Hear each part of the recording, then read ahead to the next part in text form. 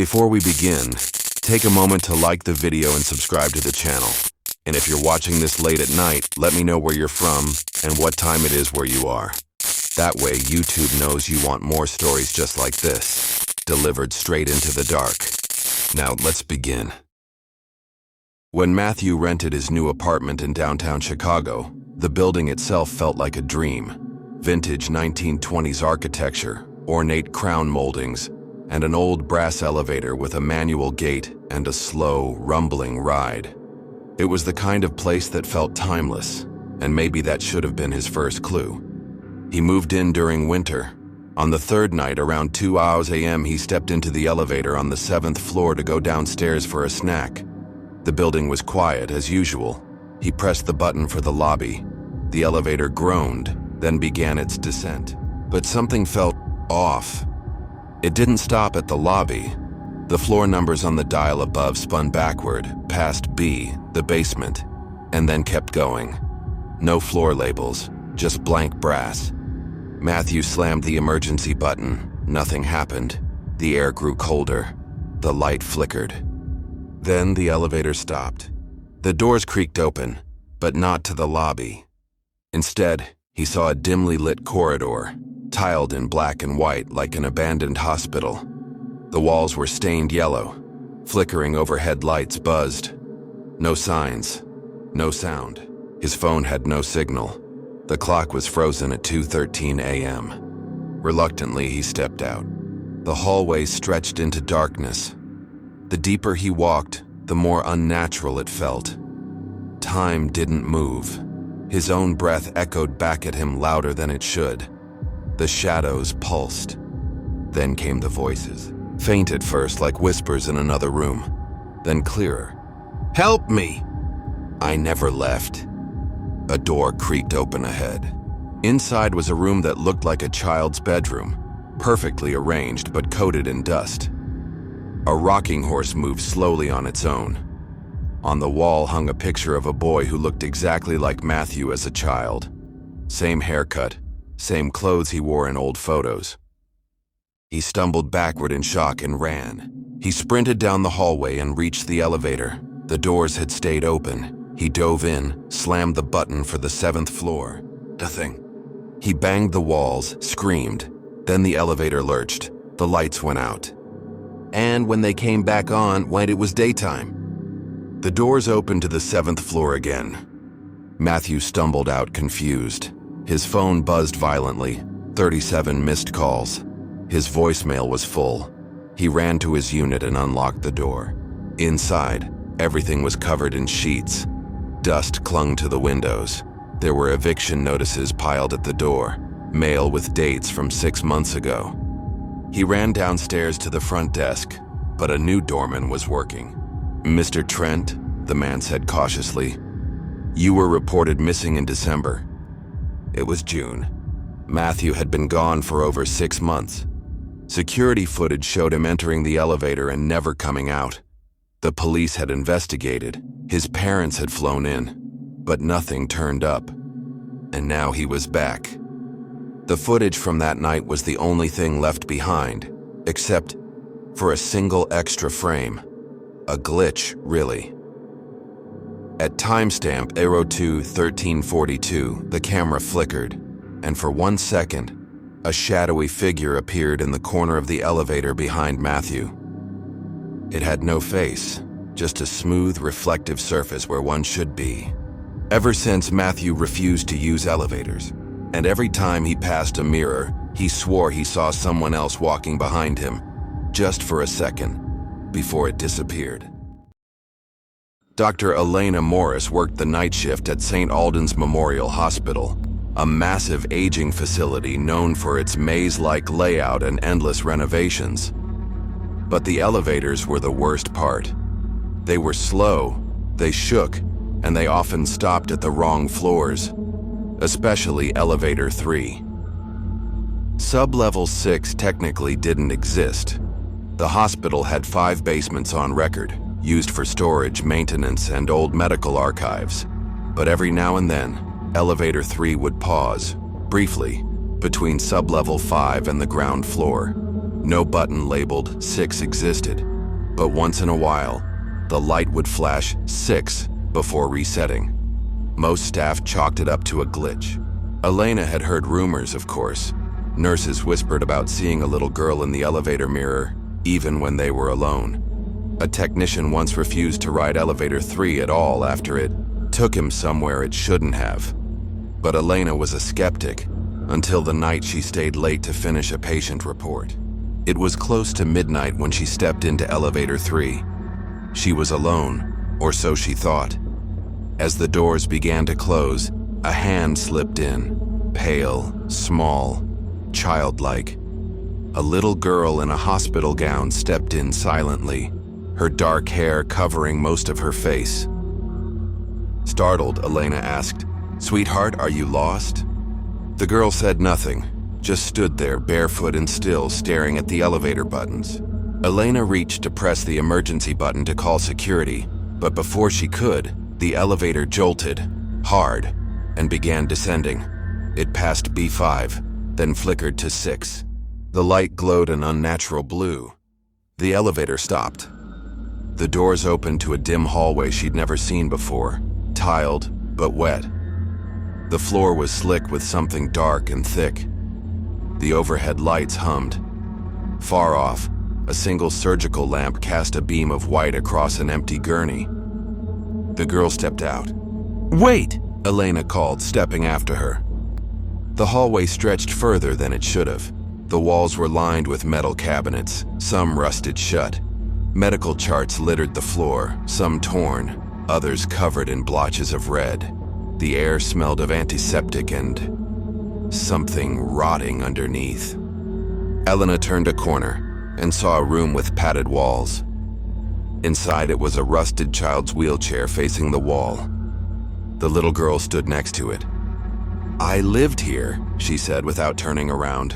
Her voice was barely audible. "I died here." Suddenly the lights shut off. Elena's flashlight flickered, and in that brief pulse of light she saw dozens of children lining the hallway behind her. Silent, still, their eyes black. The flashlight died. The next thing she remembered, she was waking up in the break room upstairs. One of the nurses shook her awake, saying she'd been missing for over 2 hours. "But I never left the elevator," Elena whispered. They reviewed the security footage. She stepped into elevator 3 and then nothing. The feed cut to static for 2 hours. When it resumed, the elevator was empty, the doors just beginning to close.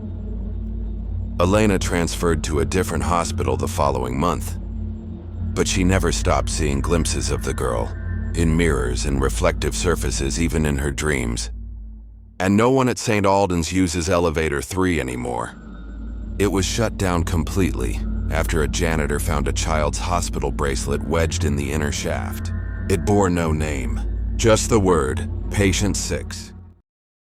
Officer David Rourke had worked security for a major city courthouse for nearly a decade.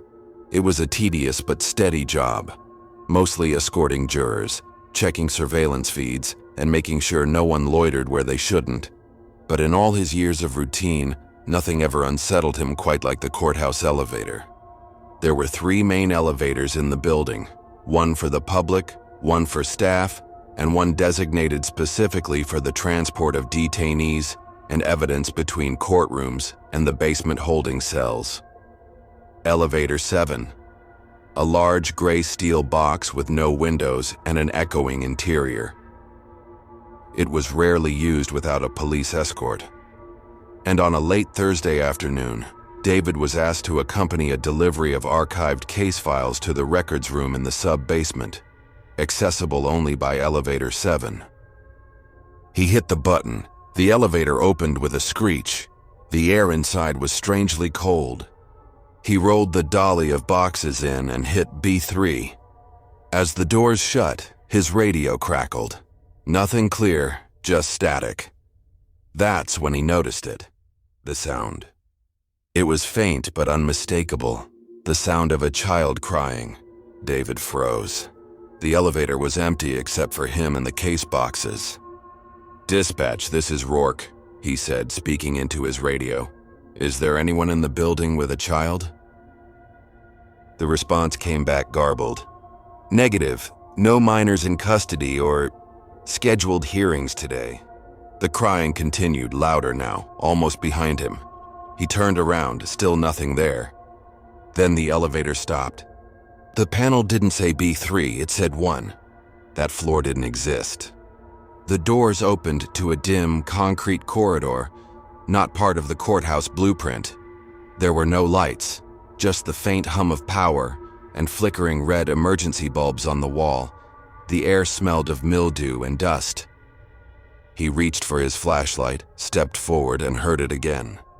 The crying. It was coming from one of the doors along the hallway. Steel doors, each labeled with numbers that didn't match the floor plan. Cell 311, Cell 3112.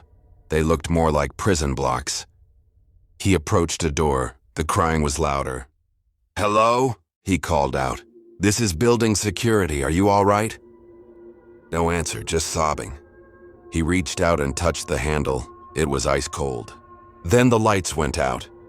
In the darkness, the crying stopped, and something began whispering his name. "David."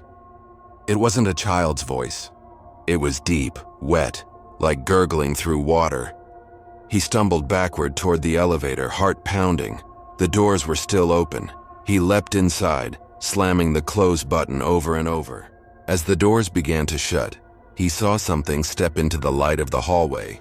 It looked like a child, but its limbs were too long, its face blurred, as if it couldn't quite settle on one form. And it wasn't walking, it was gliding across the floor toward him. The doors sealed. David arrived on B3 moments later, trembling and pale. The clerk at records looked confused. "Thought you were stuck. The elevator's been empty for 20 minutes. "But I was just in it," David stammered. They checked the camera footage from the elevator's interior. The body cam on his vest recorded continuously. On playback, David enters alone. Then, at timestamp 14:17:03, the elevator jerks, the lights flicker, and for a frame, a figure appears behind him, hands reaching out. The image is blurred, but the audio is worse. A distorted child's cry playing backward, layered over whispering that says the same thing on repeat. Welcome back. David never used Elevator 7 again. The last thing he did before transferring was file a private report, stamped and sealed in the same sub-basement records room. On the outside, in red marker, it read, "Do not take Elevator 7 below B3. In the sleepy mountain town of Westridge, nestled among the pines and shadowed peaks, there stood an old ranger station. It had long been decommissioned. The Forest Service had moved to a newer facility miles away. But the building remained, and a single elevator shaft still led down to the forgotten emergency shelter carved into the rock below. In 2019, the local volunteer fire department took over the building to use as a training site. One evening, Officer Marcus Delgado was sent to inspect the elevator before the building was repurposed. He arrived just before sunset, the forest casting long, claw-like shadows across the parking lot. The place looked abandoned, cobwebbed windows, rusted signage, and silence so heavy it pressed on the ears. Marcus found the elevator locked, but his keycard, surprisingly, still worked. The doors slid open with a slow groan, revealing a dimly lit interior, the kind with metallic walls that reflected too much shadow. He stepped in, pressed B for basement, and began descending. About halfway down, the elevator shuddered. It stopped. The panel glitched, lights blinked. For a moment, everything went still. Then his radio crackled. At first, Marcus thought it was static, but then, through the garble, a man's voice emerged. Faint, breathless, panicked. "Help, they're not human. Can't get out. Locked in the trees." Marcus immediately tried to reply, but the signal cut. The elevator resumed its descent and opened to the basement, a wide, cold chamber with rock walls and shelves of old emergency supplies. He searched the space but found no one. When he returned to the surface, He contacted dispatch and asked if anyone had logged distress calls from the woods. Nothing. He tried replaying the radio log, but there was no recording. 2 days later, something even stranger happened. Marcus received a call from a forest ranger named Devon Hall, a man presumed missing for nearly 15 years after vanishing on a patrol deep in Westridge Forest. The caller ID didn't make sense. It came through an old analog ranger line, long disconnected. Devon's voice was urgent. "Marcus, I don't have much time. The elevator's the only way through. I tried the trail, but it loops. Every direction leads back here. I've seen myself walking. Like a loop, Marcus. A loop that won't break." Click. The call ended. Marcus, shaken, drove up the mountain again the next morning. This time, he brought backup. They opened the elevator doors. Inside was a note taped to the back wall, yellowed, handwritten in smudged ink. It read, "Not a loop, a cage. Don't listen when it talks in your voice." Beneath it, a boot print in red clay, the same kind found in Westridge after storms. The basement level was sealed shut with heavy steel plates the next day. Marcus kept the note. He later noticed something odd. The back had faint etchings, dates, 5 of them. One matched the day he first took the elevator. Another matched the date he died, in the future. And the last one? It hadn't happened yet. But the elevator, now disconnected, still hums once a month. Always on the last Friday, the day he first heard the call. In the heart of downtown Detroit stood a decrepit apartment building known to locals as the Gray House.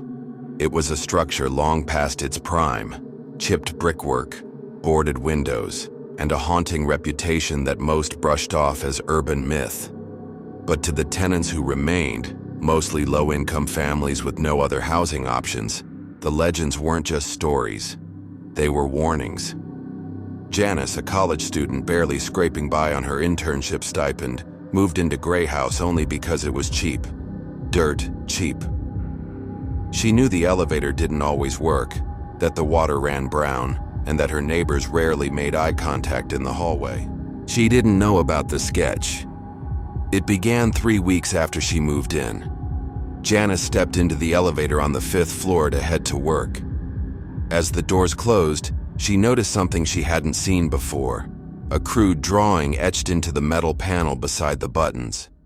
A stick figure, just a circle head and 4 limbs, but scratched in with such frantic pressure that the grooves dug deep into the steel. It had no face. She thought nothing of it at first. But the next day it was different. Now the stick figure had eyes, 2 small dots, unevenly carved. And under it, someone had scrawled, "I'm watching." Janice assumed it was a prank, maybe a kid, maybe an edgy tenant with nothing better to do. She ignored it, until it changed again. By Friday, the sketch had arms stretched outward, as if reaching for someone. The eyes were wider, and a faint smile had been etched below. Janice didn't even remember seeing a maintenance crew in the building, let alone anyone fixing or replacing panels. But the drawing evolved every single day. Then came Saturday night. She returned from work late. The hallway light outside the elevator was out. She hesitated but pressed the button. The elevator arrived, empty. As she stepped in, the light inside flickered, then steadied. She glanced at the panel. The figure was gone. Instead, scratched across the wall in long, shaky lettering were the words, "Behind you." Janice spun around. No one. She slapped the button for the 5th floor and stared ahead, heart racing.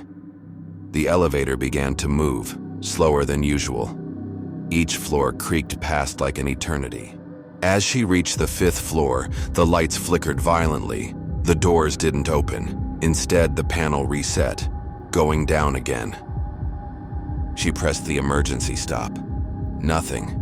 The buttons were unresponsive. Then she heard the scratching, not from the panel, from the ceiling. A slow, deliberate drag of nails across metal. Janice pressed herself to the corner. The light sputtered again, and for a split second she saw it.